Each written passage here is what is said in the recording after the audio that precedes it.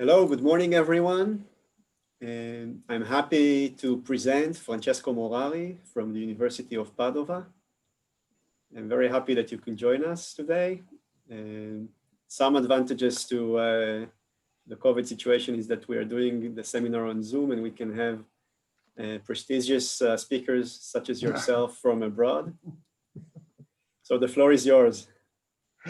So, I will just ask everybody to mute themselves so there's no interruptions. So thank you for the prestigious. I hope you won't be disappointed in my presentation. But anyway, so it's really a pleasure to share with you the results of my research. And before to do that, so I hope we will continue our collaboration. I would like just to give you few information so regarding my university and so the place where I live and the agriculture of the place where I live. So the University of Padova, I think, is one of the most. You cannot see my, I guess. So let's see. Is one of the most so old university in Europe. So you see the year of foundation, 1222. And I'm always proud to see that my colleague was Galileo Galilei, you know, whom taught in our university for at least 20 years. For example, on the picture on the right low corner, you can see the desk of Galileo Galilei. And so you know the story of Galileo, and he went back to Tuscany. He had to abjure about so his ideas, and so you know the story. But I'm also very proud to see that the University of Padova so got the Golden Honor Medal for the role that it played against the Nazism and the fascism during the Second World War. Here we had a very strong part in this movement. A part of our students and professors took part in this movement. So the university is one of the biggest in Europe, in Italy. And so you see we have about 60,000 students and about 3,000 faculty. So this is my department. We have the first department of agriculture and medicine veterinary for the quality of research. It is called the Department of Agronomy, Food and Natural Resources, Animal and Environment. So we were forced by the Italian government to merge in a big department because they wanted to optimize all the administration. So actually, I don't know if I reach, this goal. So this is the Veneto region. So you see Venice. Venice is the capital of Veneto, of the region where Padova is located. And Veneto is a part of the former Republic of Venice. We have a very heterogeneous landscape. On the north, we have a famous Dolomites. Then we have hills famous for the wines production. I guess you are familiar with Prosecco wine or Amarone wines. If you are not, so please come to visit me and we can share some good wines. And then we have a plain where most of the agricultural activities are concentrated. What do we grow here in Veneto? We have, of course, vineyards. We have cereals, vegetables, woody crops, orchards, and so on. We have also strong animal husbandry activities, so meat, eggs, and milk. And so in the end, I think the corn, the maize production is very popular. So our people are called polentoni, means polenta eaters, especially during, the First and the Second World War was the main food for poor people. And so we are still eating a lot of polenta. But finally, we produce a lot of wines. We have more than 40 denomination of origin wines. We have also 10 types of cheese protected by the designation of origin, and we have varieties of vegetable and so on. You see Radicchio di Treviso on the right. So because of this peculiar environment, here we have industries which are interested in, in developing a pasta short supply chain. What is the problem? The problem is our environment is not, very vocated to the durum with the production. Why? Because the quality is not constant, and it depends on the interaction between cultivar management and the pedoclimatic condition. So we try to leverage on the variety selection, and the other strong tool that we have is nitrogen fertilization. So we try to input nitrogen, and in order to increase the protein content, we especially in the past, we input often double than the requirements required to maximize the grain yield. But here we have problem. We have problem for the higher cost. We have problems for the environment, of course. So we came up with idea to, to introduce two different precision agriculture techniques in the wheat chain. The first was the nitrogen variable rate application, and the second one was the precision harvesting. So in the first case, so the idea is to optimize nitrogen according to the soil variability, as you are, so I guess you are familiar with these techniques. And the second one is just to separate the grain according to its quality. I will start to show you the first application, which is nitrogen variable rate application. So you know that there are two main techniques to apply nitrogen variable rate application. So the first one is the management zone approach, and the second one is the on-the-go approach. So the management zone means to identify management zone, homogeneous management zone, and of course managing the zone by linking the computer to a GPS and to a apparatus for variable rate application. So you see the tractor, and it varies the application according to the variability. The second one, it is a cooler.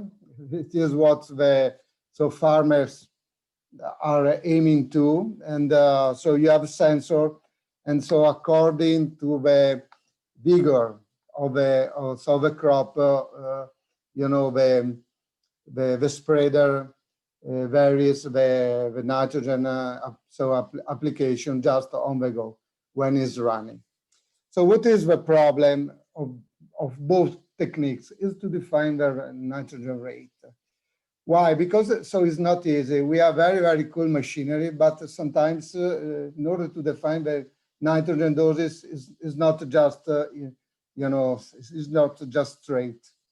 So in case of a management zone, the approach that we have in order to define the nitrogen rate, depends on the farmer experience.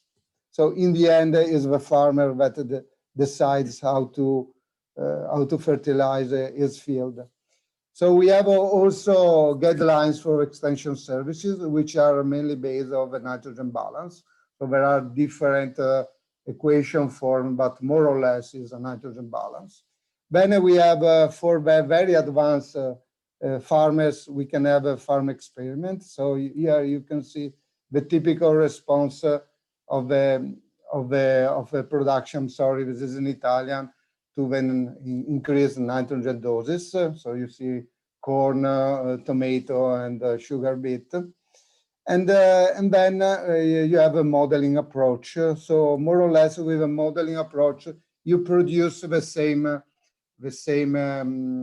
relationship. So nitrogen input versus yield. Regarding the on-the-go, this is more challenging, and so there are a number of methods which has been suggested. You see, for example, this is for wheat.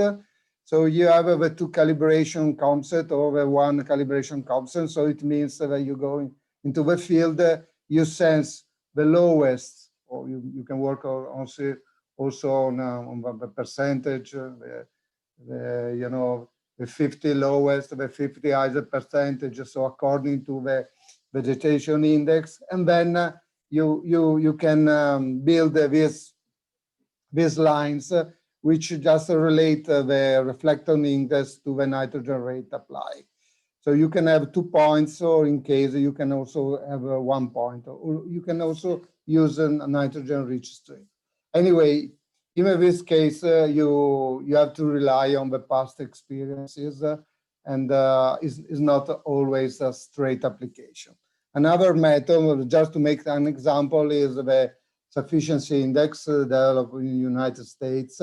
And also in this case, you just make the ratio between a vegetation index of your crop versus no limit in nitrogen, so a crop with no restriction with nitrogen input, which is taken as a reference. So even in this case, you build a sufficiency index, and according to the sufficiency index, you can, and according to the nitrogen optimal rate, you can vary the nitrogen application over the field. But whatever is, the method you use for defining the nitrogen input, you have just all the methods that we apply to define the nitrogen rate are based on the weather condition of the past. Just make this example. Here you see there are the GDD and there is the nitrogen uptake. So during a typical crop season. So when you go for apply of fertilization, you consider what is the average response curve of your crop. But actually, this is not always this situation, because, for example, because of the drought stress or because of a disease stress, the final nitrogen uptake at the harvest can be lower. So it means that when you apply nitrogen, you are sure that you will waste nitrogen, so increasing the inefficiency of your fertilization. So just to show you an example of what I'm saying. So this is the case study at the Venice Lagoon watershed. So in a field of about 14 hectares, and the area is classified as nitrate vulnerable zone according to the nitrate directive, the European nitrate directive. So this is the variability of the field. You can see that so there is a big variability because this is a sedimentary. They are sedimentary soils, so we can go from 45% of sand to more than 80%, and the clay mirrors this condition. So according to that, we identify 3 different management zones: medium, high, and low fertilization, and we identify running this model 3 different levels of fertilization. So you can see the nitrogen input here. And so for under 30 to more than 200 when we have a sender, the low fertilization zone. So we wanted to push on the production and the protein content. Okay, we had combined with a yield sensor and near infrared sensor. And we were able to produce these yield and protein content maps. So as you can see, there are large differences. And so with very, very low yield and, you know, and at the opposite high protein content in the sandy area. So why? So we wanted more or less to put even, you know, the situation, but you know it was not possible. What was the problem here? So you can see the result. We had a very high surplus of nitrogen. So in the sandy area, more than 100 kilogram of 100 kilograms of nitrogen per hectare. And you can see also the very, very low nitrogen efficiency. So we did not a good job. What was the problem here? You can see, for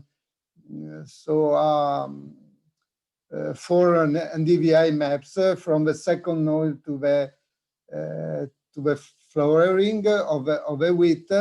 And what it was clear from this map that especially the sandy zone suffer of early senescence due to the water stress.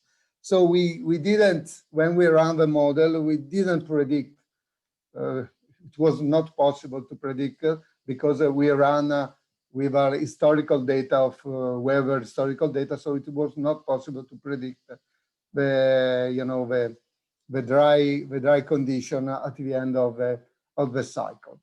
So we drank a good glass of prosecco and tried to figure out what to do.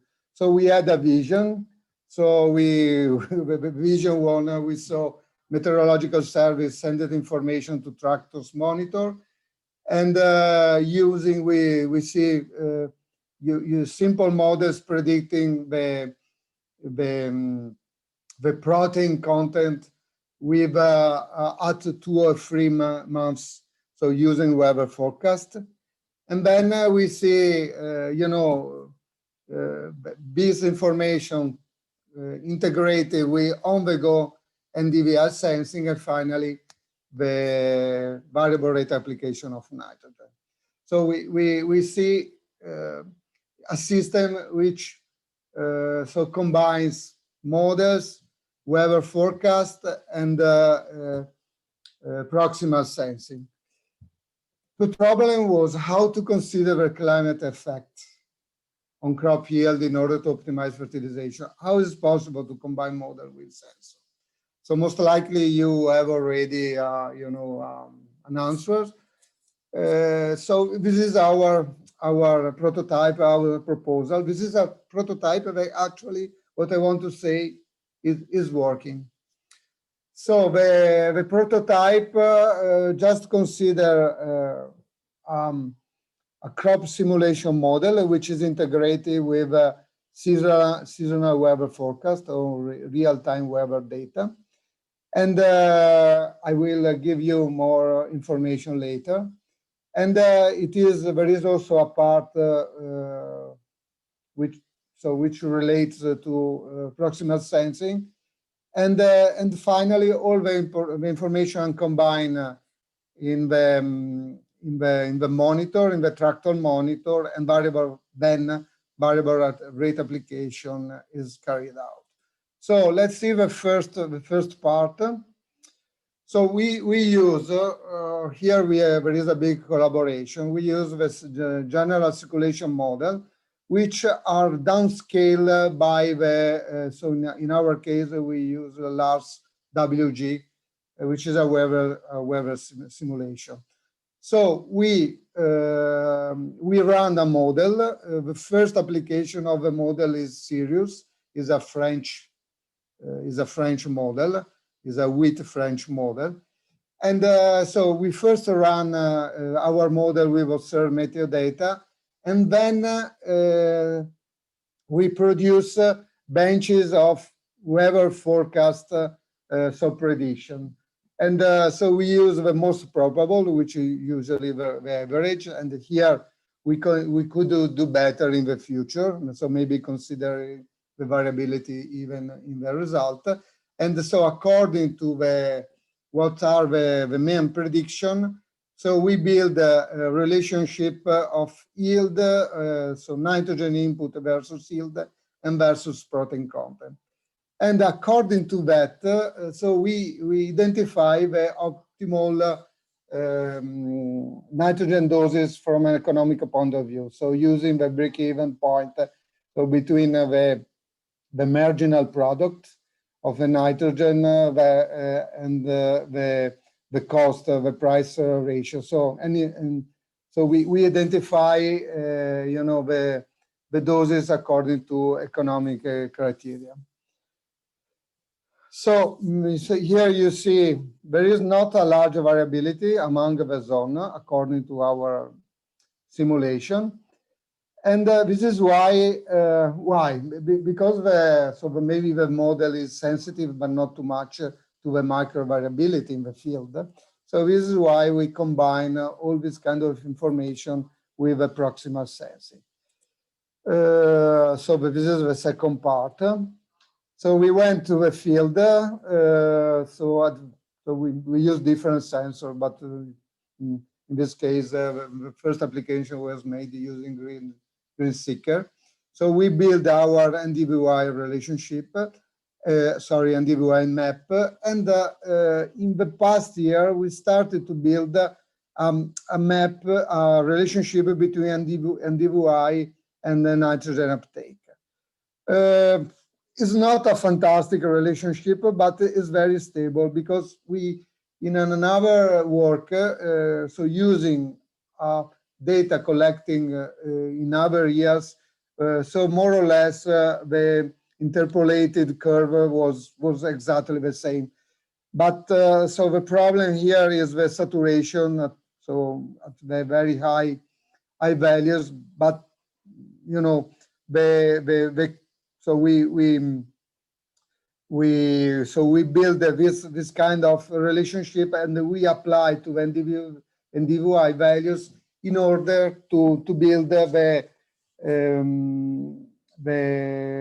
prescription nitrogen map that you see on the right.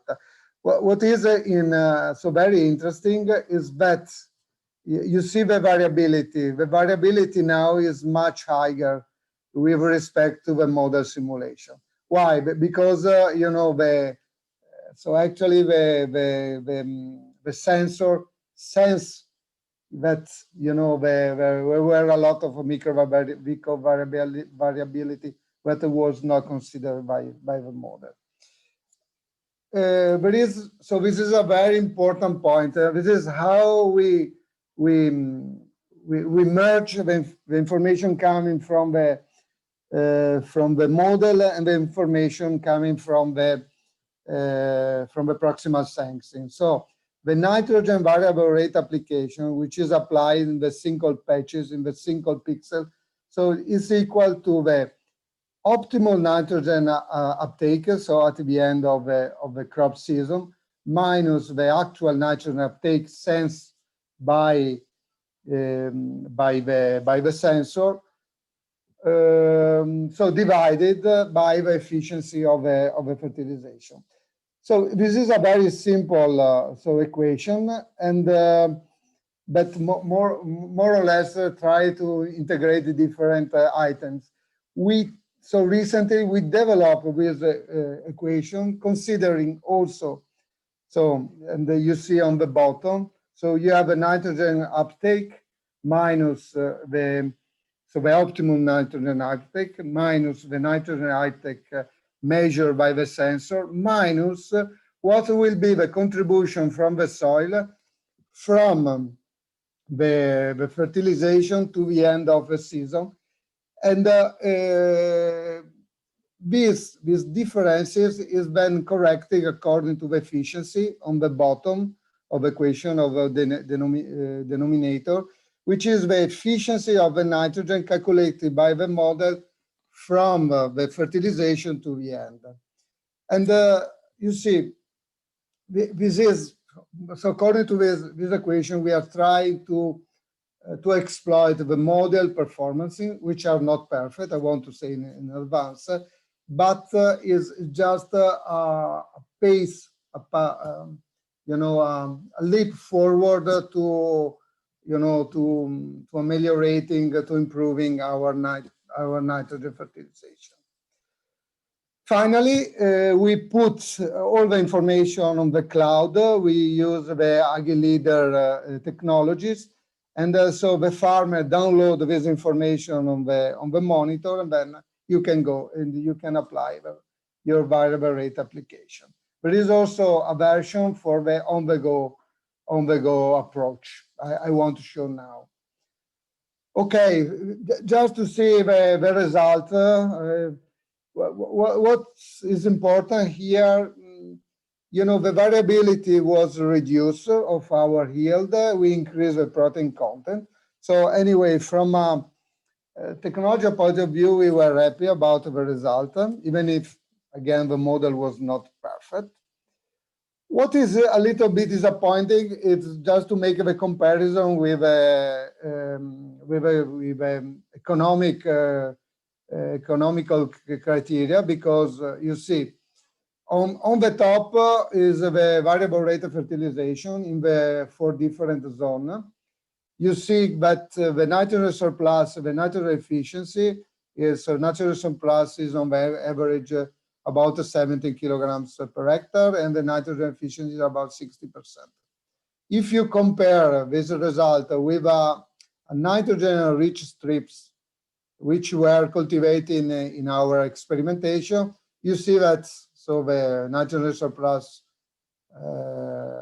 was improved, and also the nitrogen efficiency. What was very disappointing is a gross margin that we got in euro per hectare, because so according to our result, it was still convenient to add the nitrogen, because the gross margin was about 900 euro per hectare in the first case for the variable rate fertilization, and almost 1,000 euro per hectare in case of nitrogen-rich strip. What is important to say, nitrogen-rich strip, so we use more than 240 kilograms of nitrogen per hectare, which is not permitting anymore now in our region. So, but anyway, you see how powerful, how the nitrogen fertilization can be a powerful tool for the farmers. Okay, so now I would like to share just to see how our system works. So can you follow me? Is it clear? I'm running. It's okay, Offer? Okay, grazie Asher, grazie. Okay, so I want to just briefly to see the okay, let's see if I'm able.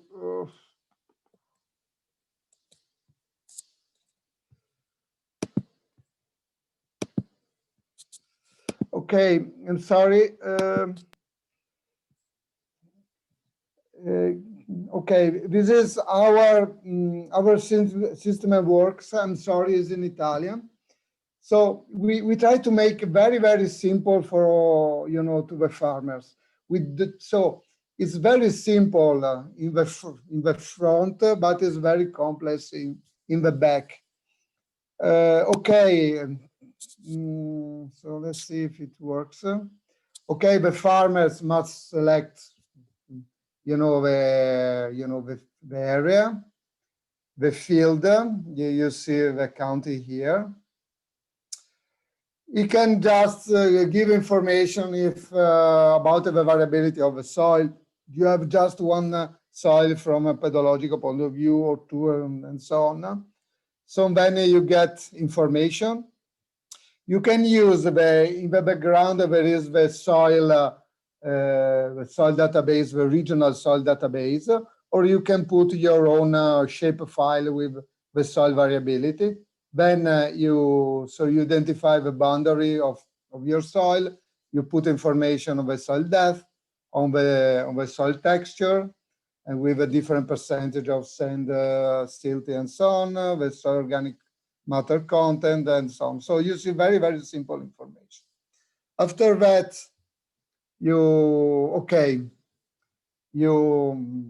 if you don't have your own data, you use the data from the region. Then you can upload your NDVI file, or you can use the Sentinel NDVI, so directly from the satellite. So you can have your drone, your drone data or your proximal data. So finally, you add just a few information about the the variety, your wheat variety, the seeding data, or the type of fertilizer, and then you give a name to your your simulation. You put the nitrogen doses, if you have put the nitrogen before, what have you done before the day of the fertilization? And then, the farmer input the email, and then the simulation is run. So every 10 days we upload the weather forecast, and so finally you get your result about the phenological phases, and then when is expected flowering. So when expected to harvest and so on, information about the fertilization, the nitrogen doses to apply. This is a little bit, challenging. So just to optimize, the fertilization data according to weather data. So sometimes we don't trust the weather forecast at 2 or 3 days. So sometimes it's challenging to cast at 2 or 3 months. But anyway, this is a tentative, and we want to go forward. Okay, now I'm stop sharing. I go back to the first presentation. I see Itamar also. Hi, Itamar. Are you in Italy? Are you here, or are you in Israel? In Israel. Wow. Okay, go ahead with my presentation.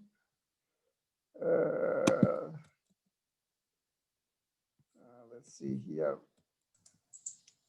I'm in Italy. Are you in Italy? Are you yes, next to you, next to you. Okay, we have to go to drink something later. Yes, at least to the bar. Tomorrow we can meet. Okay, tomorrow. Okay, take care. Go ahead. Okay. Can you see when I'm back? It's okay? Offer just... It's the other screen, Francesco. Okay. We see your notes right now.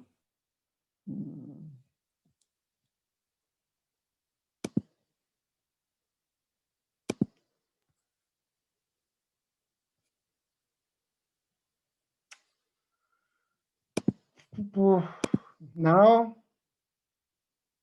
It's okay now? Try to go to full screen. It's okay now?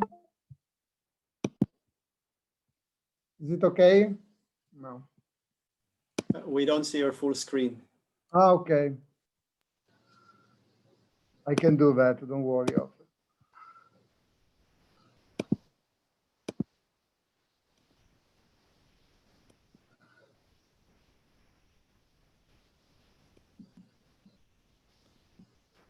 Oh, perfect. Okay, I don't want to say that the system is perfect, but anyway, we increase at least the environmental performance. There is a lot of room of improvements. I mean, in terms of model simulation, and we really we think that we will have a lot of help from the sensing technology and the data simulation methods. We think we can go forward a lot about that. it will be important to collect data to build a robust curve for the just describing the relationship of the vegetative index versus the natural uptake. And one of the limitation here is that you should delay as far as possible the variable rate application, because if the crop is not very, just small developed, you cannot exploit the information which are provided by the vegetation index in terms of nitrogen uptake. You know, if you have only 5 or 6 kilograms of nitrogen uptake per hectare, it doesn't make sense to make this kind of comparison. So I have finished with with the first topic. I don't know if I have time to go.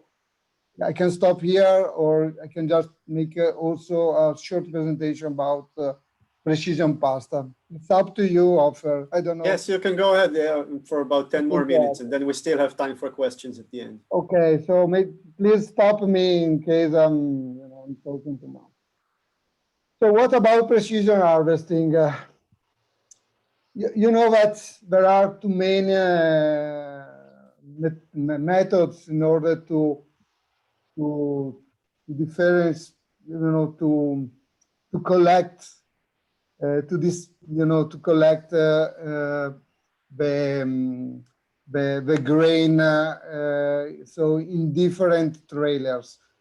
I mean,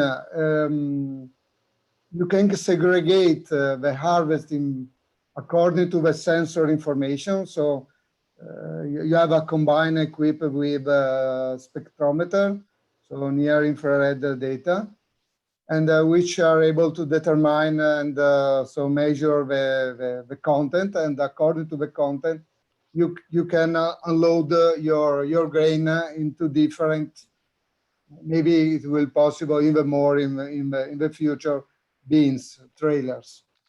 And for example, this is on our patent. So this is the bypass, the grain bypass on the combiner.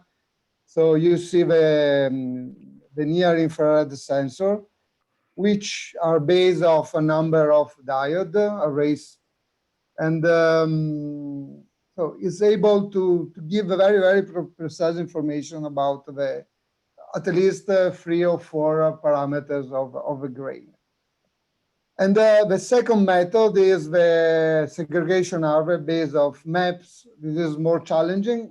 It is more, it is simpler, but it depends on the shape of your areas, because they must be sufficiently large to allow regular harvesting operation.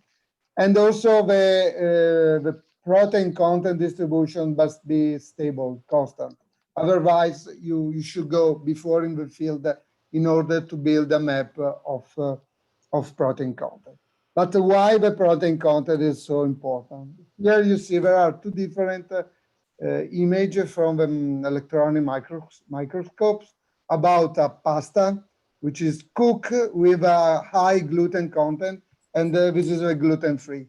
You see that our Italians, we are very picky about the cooking of pasta, which must be al dente, so well cooked. Otherwise, we are very disappointed, So, and the quality depends on the gluten content. I know here there is a big debate about the disease, the celiac, and so on. But if you are healthy, pasta, the quality must be related to the gluten content. So now I'm not an expert, and just show you what I learned. The gluten is a mixture of two types of proteins, the gliadins and the glutenins. So and the glutenins, the gliadins are monomeric proteins, while the glutenins are polymeric. The glutenins can be also divided in high molecular weight subunits and low molecular weight subunits. Just you know, the rules is that the quality of pasta is high when you have an higher gluten content, you have an higher ratio glutenins, gliadins, and you have an higher ratio high molecular weight, low molecular weight glutenins. So we started from that situation. We are in the same field, and you can see how there are two different here. You can see the protein content, how there are some recurrences. So there are, you know, a similar spatial distribution of the protein content, especially for the in the sandy areas. You know, the protein content is still high, and so for this reason we wanted to study, you know, so the composition of a grain, and wanted to try to, as far as I know, the first precision pasta in the world. So we collected in a different, so we apply what is called the segregation harvesting according to the maps, and we made the pasta. So we made pasta. So we measure the gluten, proteins, quantification, and chemical composition without farinographic analysis, and then we did a sensory evaluation of pasta. So we added a lot of volunteers, so we don't have problem eating pasta here in Italy. So just to show you a few results, you see these are the different zones. And you see, for example, that the quality, the proteins, the gluten content was so very high in the sandy areas. In both years, not only the glutenin and gliadin ratio was still high in both areas with respect to the others. So there are, you know, some indexes that suggested us that the quality was still high. More confusing was instead of you know, the ratio between high molecular weight and low molecular weight proteins.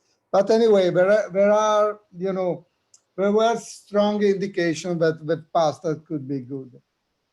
This is another picture collected years, some years later.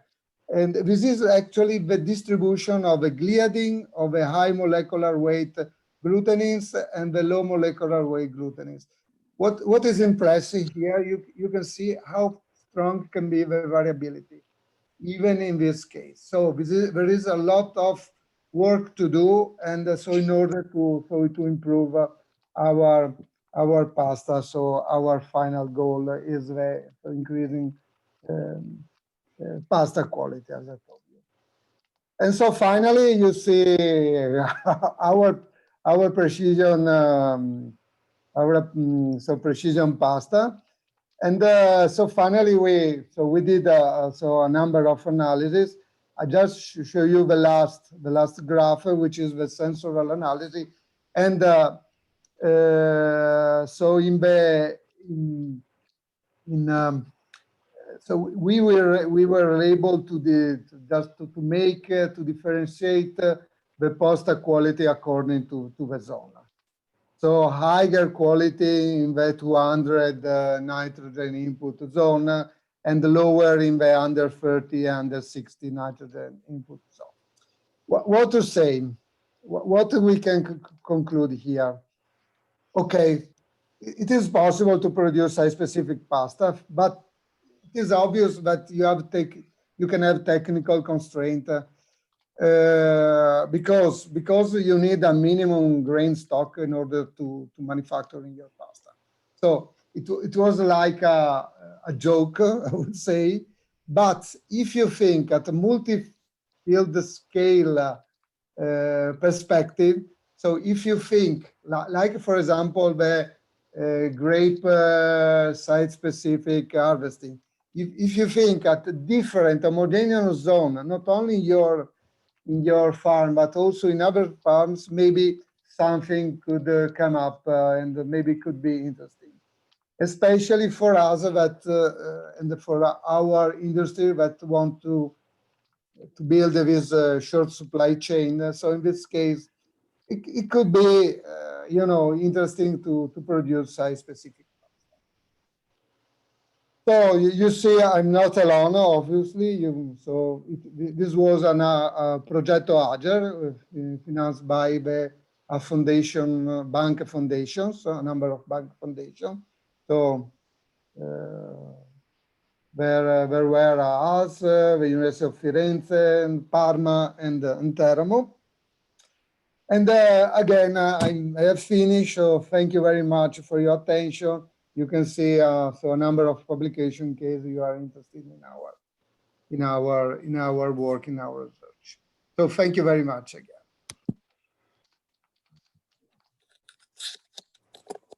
Thank you very much, Francesco. Yep. Very nice talk. I have the first question. We know about variable rate application. In Israel, it's not very much executed by the growers. Yeah. How common is it in Italy? Not much. No, I mean, there is a delay with respect to Australia, United States of at least 10 years. Why? Because it's like the combine. When if we are young, we are young, but when they started to introduce combine, they say the combine are too large for our fields in Italy. I think so. I remember when I went to Israel. So the size, so it depends on the region, but usually the average field size in our region is not so big. It's not so big.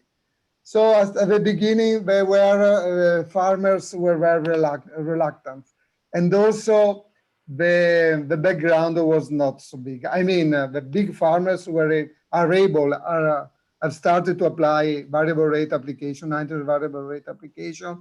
But the smaller, it depends on the contractor. So now we are trying to convince contractor to apply variable rate application. And this is why it can be a tool. If I understand, okay, I want to be so honest. So modeling is not, the panacea to all, is not the solution, but is something that we add to our experience. So I think is a good way. And you know that you're working on data simulation offer with so you're working on satellite images, how we can exploit, and for modeling can be a good advancement, I think. Okay, anyone else have a question?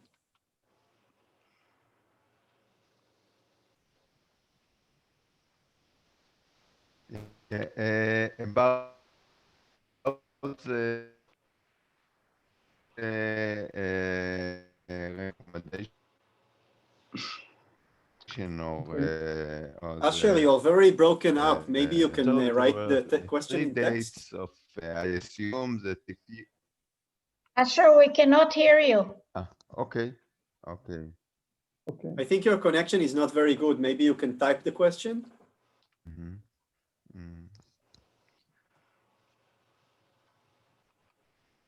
Mm-hmm.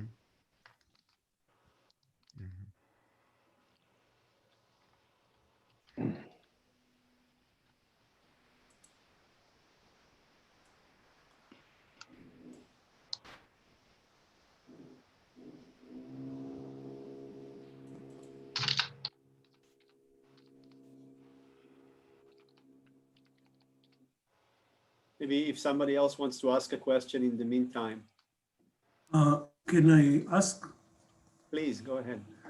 Okay, good to see everyone.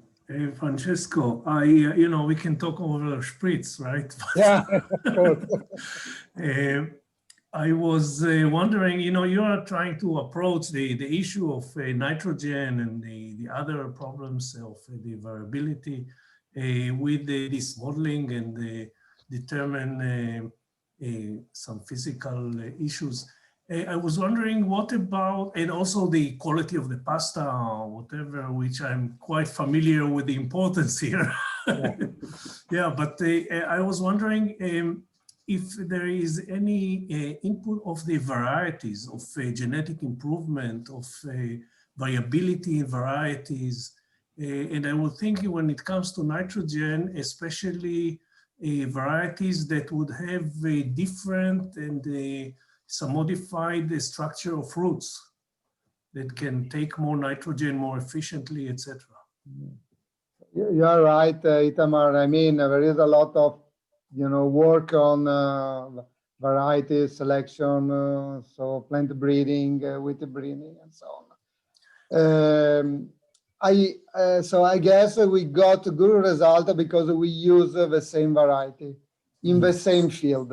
Okay, so and even so the response of the relationship between DVI and nitrogen uptake. So it was amazingly perfect. And I think one of the reasons is because we use the same variety. So, they must pay my salary, and so I hope to be able to try different fields, different environments, and so in different varieties. But you are right. And indeed, at the beginning, I just put variety selection is one of the leverage we have to increase the nitrogen protein content.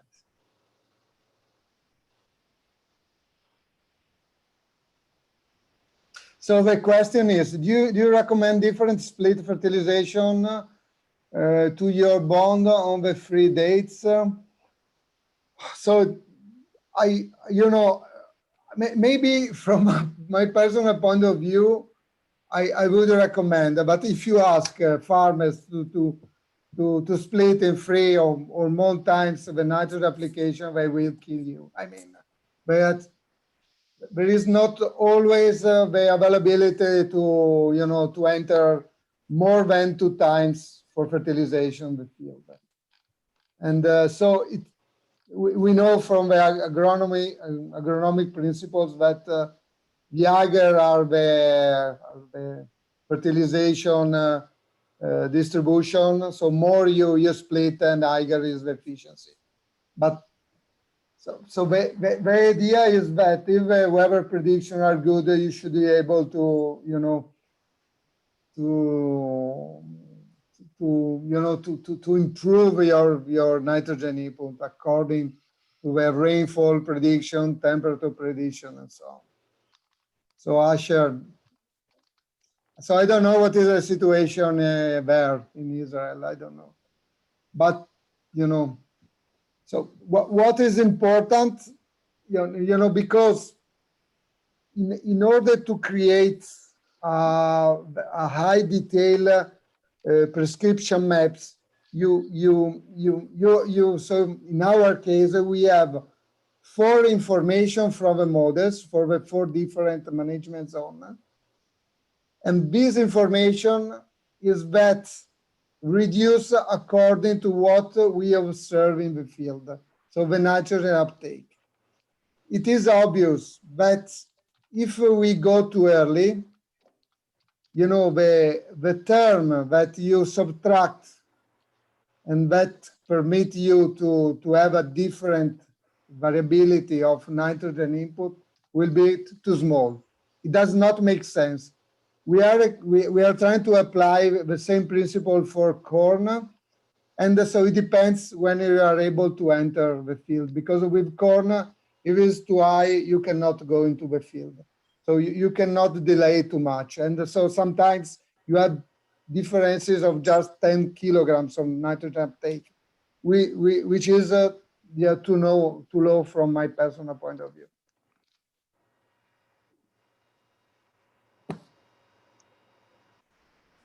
Anyone has another question?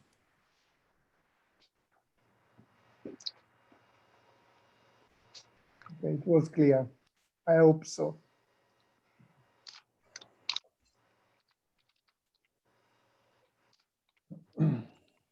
Yes, thank you, Francesco. This was a very clear presentation. You're very welcome. We have something to learn. So we have something to work together. So I hope our proposal will go ahead. And so let's see. Yeah. So in that case, we will have a common precision agriculture lab. And so anyway, I want to come to visit, and you are welcome to. So we have Itamar. Itamar is almost part of our staff. He's not talking too much Italian, but anyway. Yeah, a little bit, A little little by bit, little. yeah.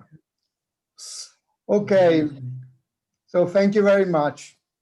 Thank you for so having okay. Thank you very much, Francesco. Hey, Salam.